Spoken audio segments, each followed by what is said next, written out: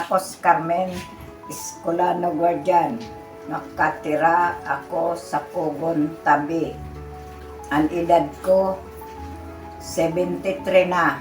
Nabuhay ako March 26, 1950.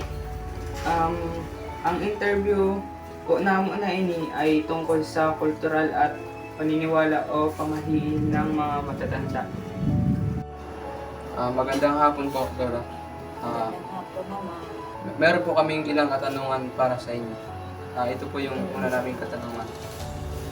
Ano po ang mga pamahiin na pinangalagaan mo po hanggang niyan? Pwede po maghatag kapusin duwa na pwede mo po ipaliwanag. Ang pamahiin sa panahon namo, nagagalang ang sa mga magurang. Pag may makatagpo ka mo gurang, mabisa. Kung ano ang kuan, pwede mo anuhon igagalang niyo. Tapos nano kasi ni kung ano yung sabi sa niyo mga magurang, masunod niyo. Kayoon, tukdo yun sa iyo dati na gurang.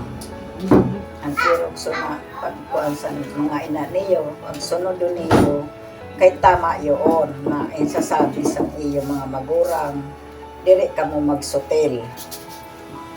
Paano po na-influensyahan sa kultura na paniniwala at gawin mo mapamahiin na ini ang inyong buhay? Mao, ang influensya sa panahon nato na pagka sabihan kami sa amo mga magurang, lola, sunod kami, diri kami nagsusutil. Kay mao yun ang tuklo sa mga kagurangan sa panahon. Diri ka mo magsutil sa kuan kung may mga tawo, kay kami santo, pagka may tawo, pahali kami sa namo ina. Kay diri kami papahampang sa mga tawo.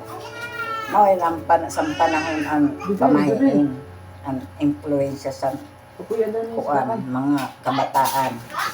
Sa tingin mo po, ang mga kultura na paniniwala at gawi o pamahiin, maasahan na impormasyon na kayo po?